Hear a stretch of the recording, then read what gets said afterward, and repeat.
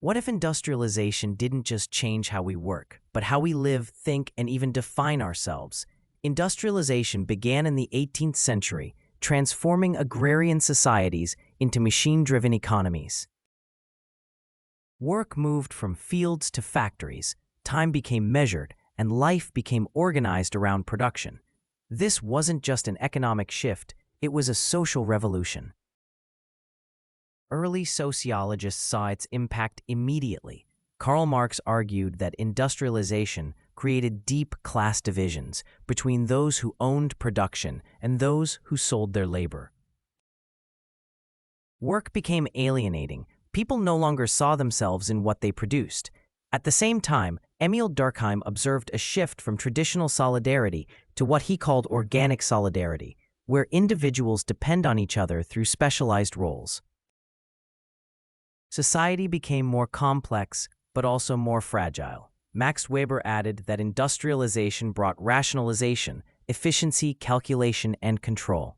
Life became organized around systems and rules, often at the cost of meaning. But industrialization didn't unfold the same way everywhere.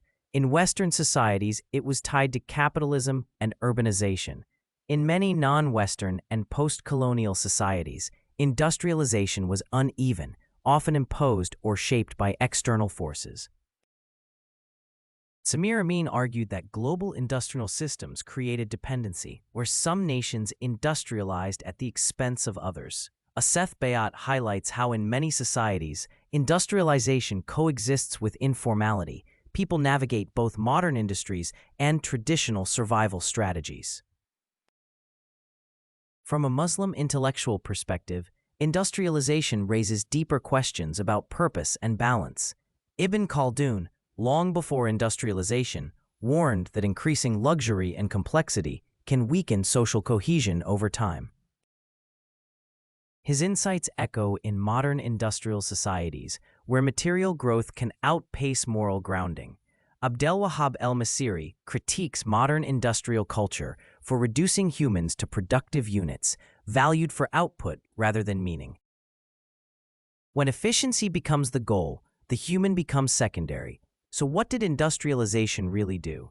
It increased wealth, innovation, and connectivity, but also introduced inequality, alienation, and new forms of control.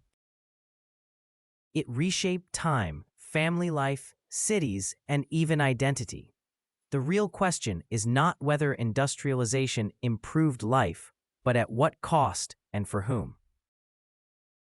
Because understanding industrialization is not just about the past, it's about the system you are living in today. If this changed how you see work, society, and progress, subscribe to the channel. We break down powerful ideas so you don't just live in modernity, you understand it.